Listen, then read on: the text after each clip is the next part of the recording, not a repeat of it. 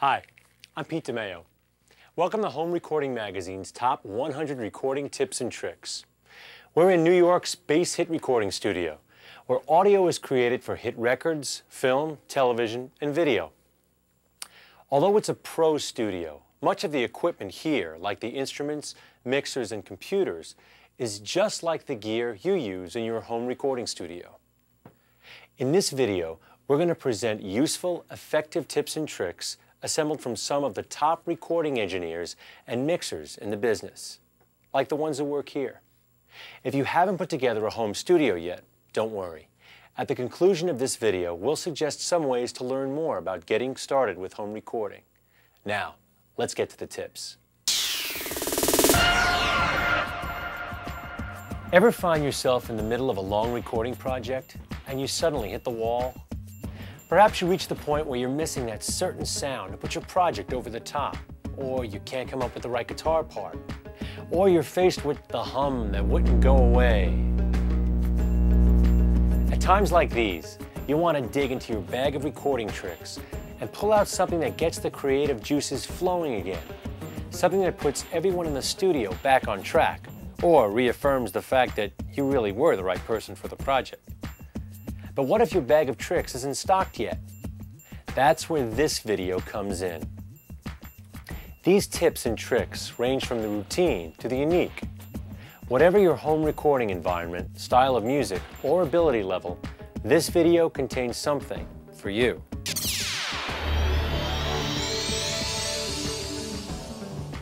One of the easiest things you can do to help yourself is to have your gear set up and ready to go.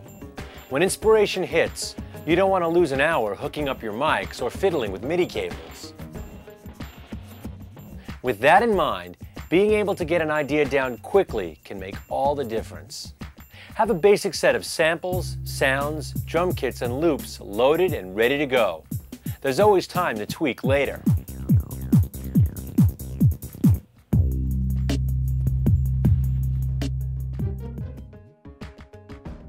One of the most important things you can do for your sound is to invest in a decent recording chain, including microphone, mic preamp, and compressor.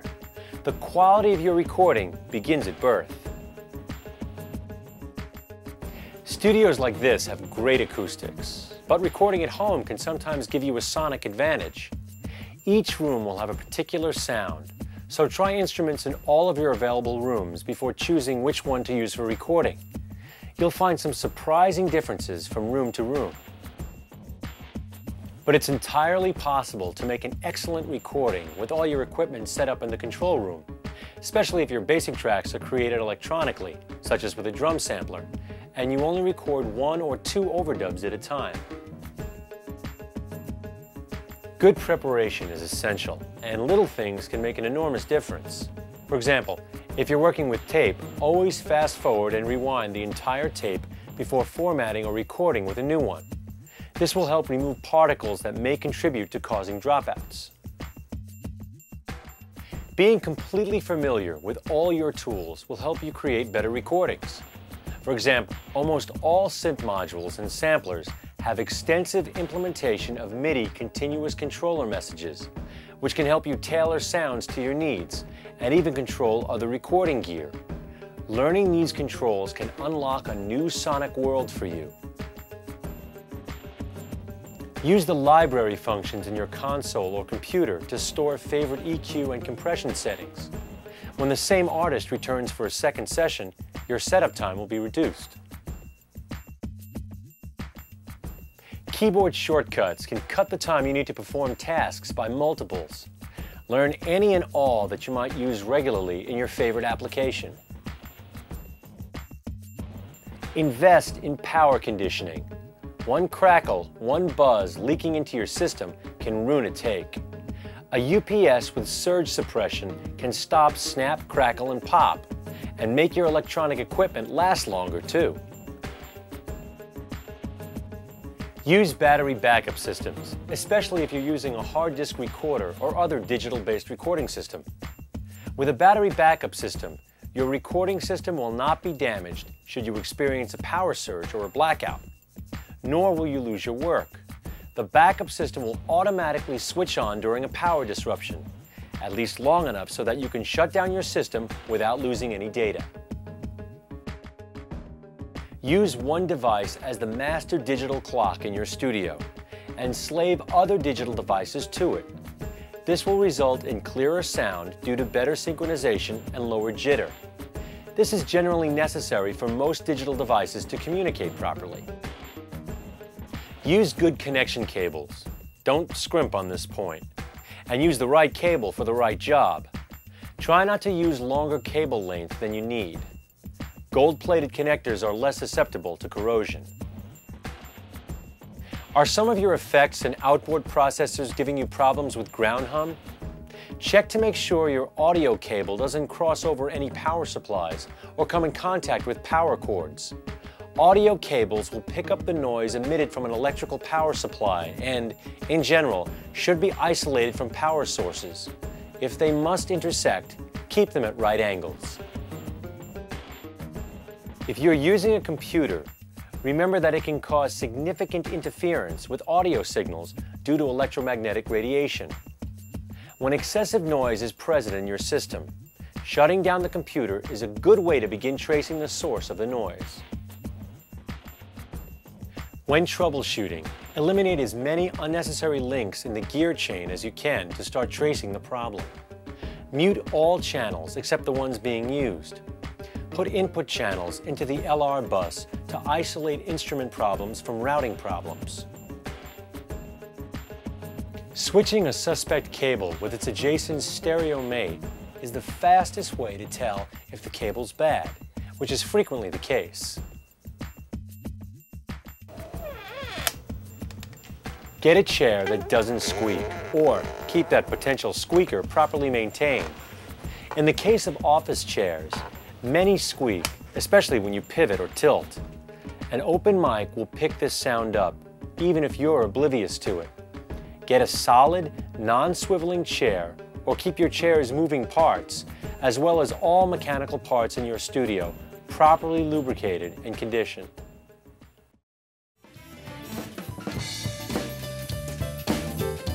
Train yourself to set specific goals for each session, accept the results, and move on.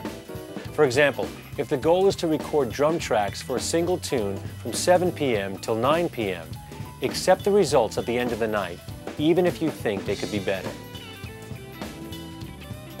When it's time to record musicians, try to capture the moment.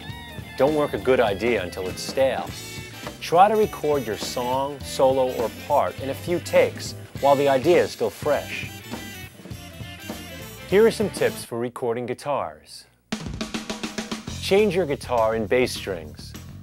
Old dead strings will give you a muddy tone. New strings will be brighter, cleaner, and deliver a better recorded range of guitar frequencies. Recording electric guitars with single coil pickups next to computers and monitors is, unfortunately, almost impossible. Turning off the monitor will help a lot, but it might be best to learn to like humbuckers or move into another room for playing. Try recording an electric guitar by close miking the guitar's strings along with an amp and by plugging it straight into the board. You'll find that you can manipulate the 3 resulting tracks in interesting and diverse ways. Try miking your guitar amp from different angles. By varying the angles and distances from the speaker cones, you can achieve many unique tones. For example, for a Metallica or thrash metal sound, try close miking. For Led Zeppelin style sounds, try distant miking to hear the dramatic differences. Here's a classic technique for miking an amp in a big empty room when you don't want to record all that echo. Place a chair in front of the amp and microphone stand. Then drape blankets, the heavier the better, over the amp and chair. Presto! In this case, deader is better. Sometimes a bigger guitar tone can come from a smaller guitar amp. Lots of people swear by small tube amps in the studio. For example, Jimmy Page's mighty solo on Stairway to Heaven was cut on a small Supro amp, and Eric Clapton recorded Layla on a Fender Champ. Here's a trick for getting a bigger sound out of a small amp. Stick a small amp directly in front of a bass drum for a nice, full resonator effect. Too many effects can weaken your guitar tone. Try bypassing your rack processors and unnecessary stomp boxes, all of which create a longer signal path that sucks tone away. Use the Angus Young theorem. Guitar plus chord plus tube amp equals monster guitar tone.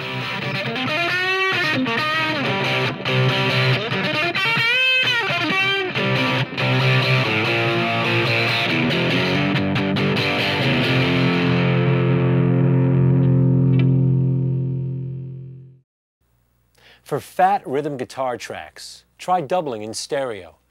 Double the tracks on the left and then double them on the right.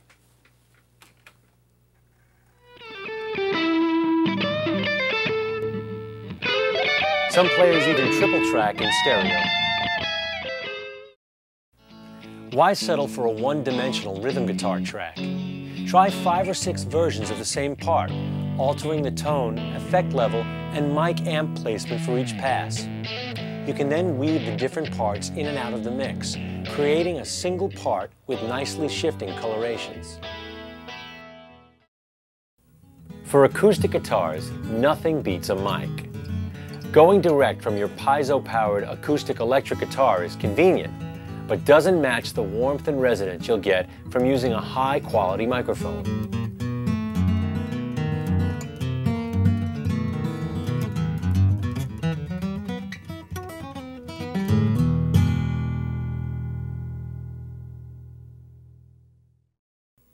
If you use an acoustic electric, try using a direct box or one of the new mic modelers to mellow the guitar's tone.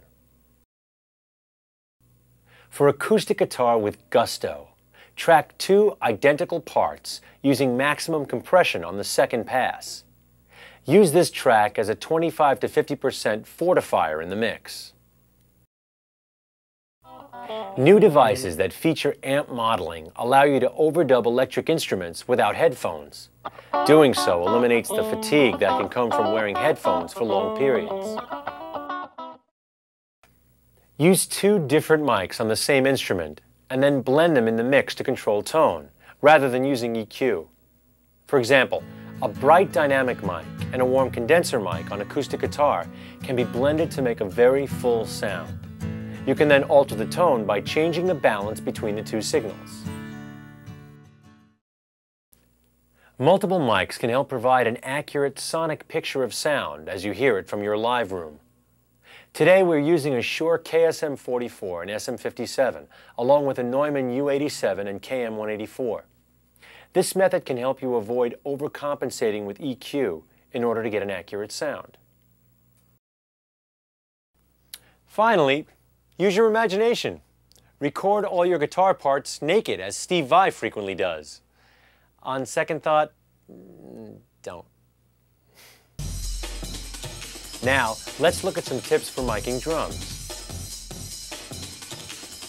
For quick and easy demos, try positioning a single mic just above the bass drum and point it toward the snare. Add a touch of compression and presto, no fuss drum track. If at all possible, mic the top and bottom of a snare drum. The bottom mic gets more of the snares, of course, but even if you don't need the extra snare sounds, it can be used for special effects in a final mix. Try to record percussion parts live on traditional pop or rock tracks. Use the MIDI sequences for your demo, but when cutting the final track, a real drummer will make a big difference in the nuances of the percussion tracks. The most critical parts of a drum track, regardless of the musical style, are the kick, snare, and hi-hat. The timing of the drum performance and the quality of sound you get miking these elements of the drum kit can make or break your recording. Mic your kick drum as usual. Then, place a second mic 1 inch or less above the hardwood floor, about 4 feet away from the kick, with baffles behind the mic in a V shape. It gives the low frequencies room to travel. The floor acts as a sounding board, and the baffles keep the background noise reduced. Miking any part of a drum set means dealing with bleed from adjacent drums. You can use a noise gate to control bleeding into your snare mic, or you can try this simple method. Get a cardboard paper cup and pop out the bottom.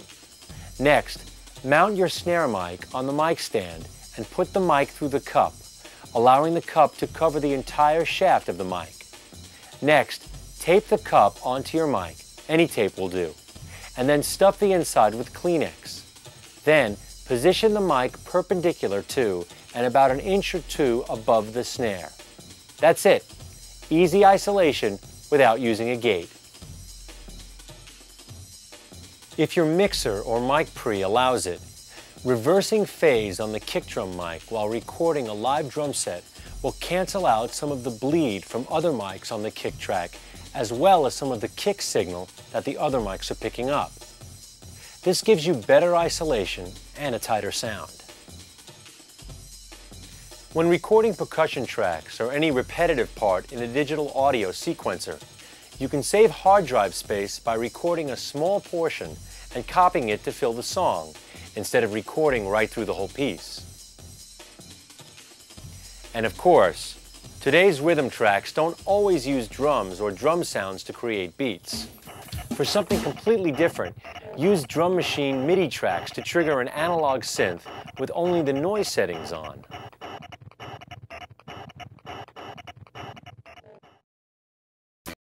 Here are some tips for recording vocals.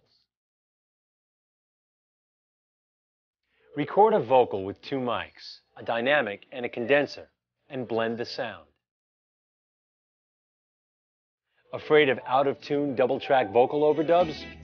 Try a second pass, but only use 25% of it in the mix. Just enough to add a little extra texture, and you won't have to worry about making it a perfect match when recording.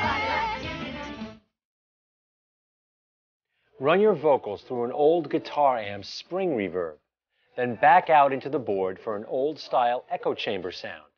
This works great with both pre-recorded and live vocal tracks. Run your vocals through a distortion box for a quick and easy sludgy sound. Put the echo on while tracking vocals. Sometimes it's okay that what you are hearing through the monitors is what you're getting as your final sound. Put your amp in the basement. Hang a mic 25 feet away. Put another mic right in front of the amp, or put a speaker in a tiled shower stall. Then send your vocal signal through it and back into the mix for real live reverb. The PA way. Get a big live feel in a little room by running bass drum or vocals through a few PA speakers. This works great and is surprisingly easy to control. Chuck the headphones, pull up a big monitor speaker, and do your vocal overdubs. The bleed-through won't hurt, and you'll probably sing better as well. When sampling vocals on a sampler to fly into the track, start the recording of the sample on the beat before the actual singing. When you fly it into the track, begin the playback on the same beat. This way, you won't have to truncate the sample and cut off the natural breaths before the start. In digital systems, ADAT or hard drive, instead of delay, record a track onto a second track, then offset one from the other and pan accordingly.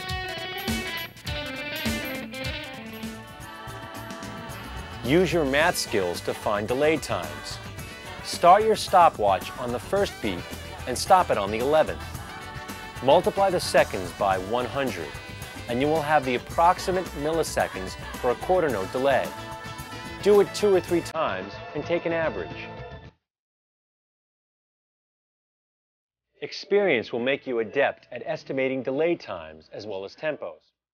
Remember, at 120 beats per minute, a common tempo in dance music, 1 beat equals 500 milliseconds. So setting your digital delay to 500 will give you a quarter note delay, 250 an eighth note, and 125 a 16th note. If your tempo is slower than 120, your delay settings will increase. If faster, they'll decrease. Put your bass through a light stereo chorus, which spreads it out a little and leaves the center a little emptier for vocals.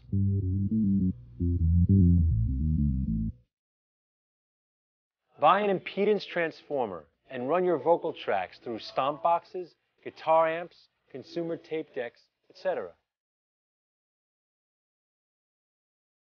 Try not to over-equalize, over-compress, or over-process your signals. Let the music flow and try to keep the signal as pristine as possible. With digital recording, don't allow your record levels to exceed the 0 mark on the device's meter. The resulting sound is extremely unpleasant. But you can exceed 0 on an analog mic pre or processor to alter drum or guitar and bass sounds.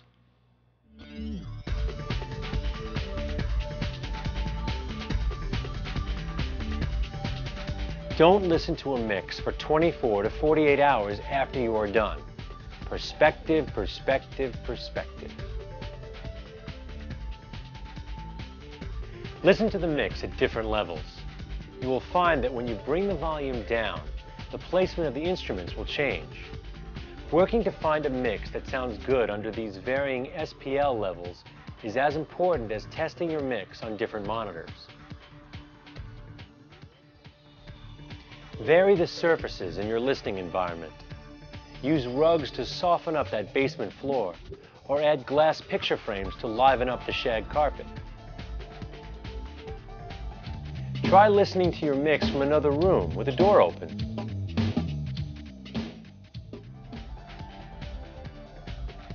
Add the reverbs and delays last. Get the mix pumping with no effects, and then introduce them to taste. You'll be surprised at how many boxes you don't need. Use radical EQ. Remember that a soloed sound has a different quality than a blended sound.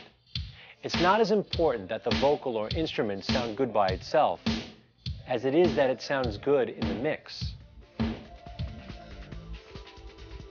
Normalization is a great tool, but can work against you if the audio track hasn't been recorded properly. That is, if there is unwanted noise on the track, it will just get louder when you raise the overall track level. When mixing to a cassette using high-quality tape, you don't have to worry about the peaks on your LED meter. It's the continuous levels that create distortion. If the LEDs above 0 are flashing, you're okay. If they're constantly on, lower the input level. Bounce tracks only when it's absolutely necessary, especially when you're recording on analog tape. Not only do you lose a generation, but you're also locked into the bounced mixes and probably recording over the original tracks. Better to mix to a second machine, even the native 16-bit audio of a computer, and transfer that back to a new multi-track tape. When bouncing down final mixes with a 24-bit system, always maintain 24-bit quality until you need an interleaved stereo file for burning to an audio CD. At that point, you can convert to 16-bit. Print your mixes back into the digital audio sequencer to store them. This also facilitates editing by bars and beats. Need 8 fewer bars of intro? It's easy with digital editing. Bus a snare to an outboard compressor. Set the ratio to infinity to 1 and the threshold close to minimum until you hear a tight smacking sound. Add this sound slowly to your existing snare and you'll get an overall sound of the stick smacking the snare hard. You can try this on other drum sounds as well.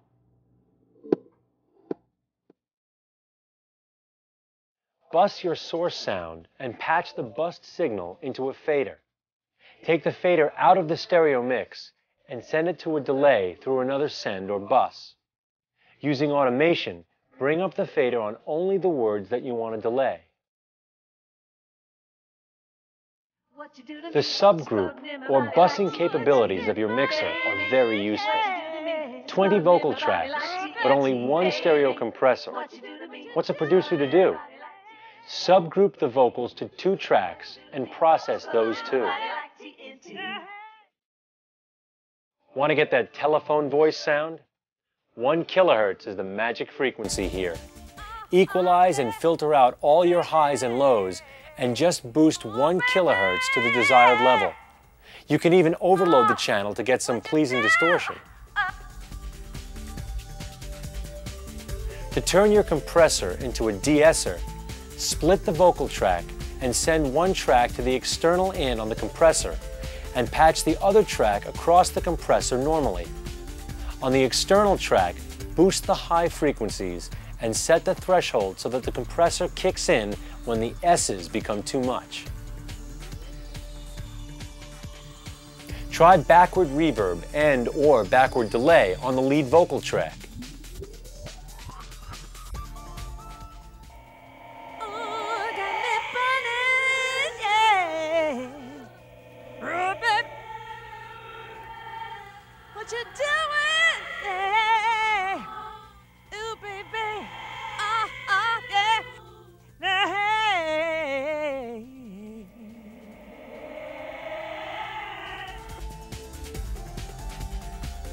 A barely audible 8th note delay will thicken the backgrounds, add a sense of space, and smooth out the inaccuracies of the durations between the individual vocals. What you do to me, exploding in my body like TNT.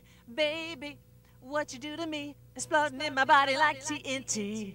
Baby, what you do to me, exploding in my body like TNT.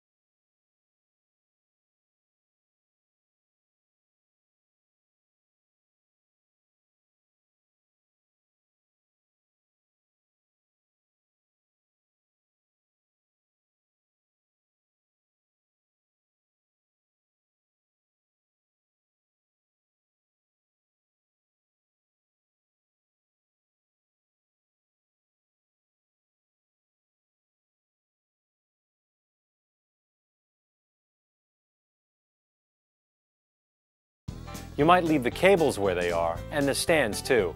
They're relatively unbreakable and affordable. But when a mic hits the hard floor, it can be permanently damaged, resulting in downtime and costly repair or replacement. Clean the room, and not just the tape heads. Take a vacuum cleaner to everything at least once a week, and you'll find that your gear looks and plays better and doesn't get as grungy. Plus, placing a mic 3 inches from the beater brush gets you that great 747 sound.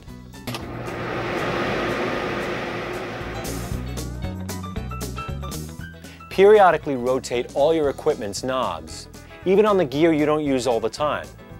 You usually can head off audio problems caused by scratchy, crackly knobs just by exercising them regularly.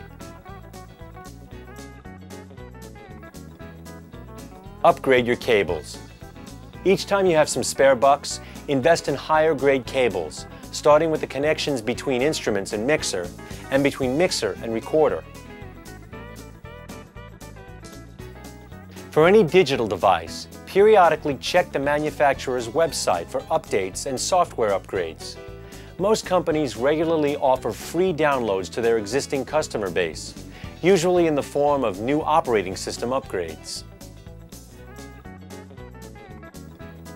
Nothing digital exists unless it is in at least 2 places, In other words, until your files, performances, audio, and presets are backed up, they can all be gone in a blink of an eye. Get rid of clutter. If you don't use it, pack it up or sell it.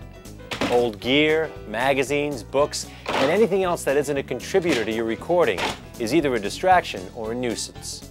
Give yourself as much room in your studio as possible, and you won't feel suppressed, repressed, or compressed. Set a daily freshness limit on your ears. Though they aren't often regarded as studio equipment, your ears are the most critical piece of gear you have.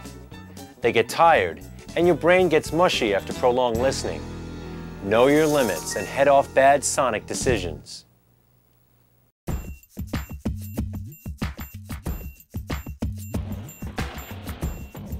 Bigger isn't always better, and that applies to size and dollars. Use cheap guitars for unique sounds, and use small amps because no one will know the difference.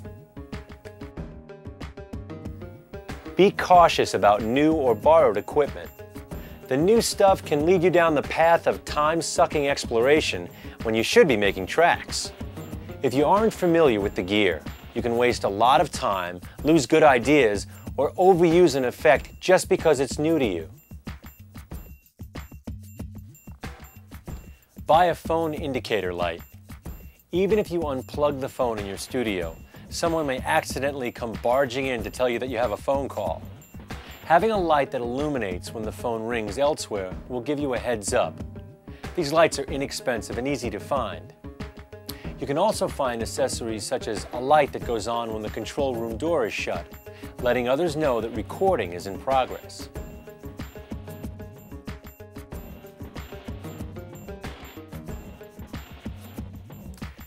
So, what are the most important tips and tricks?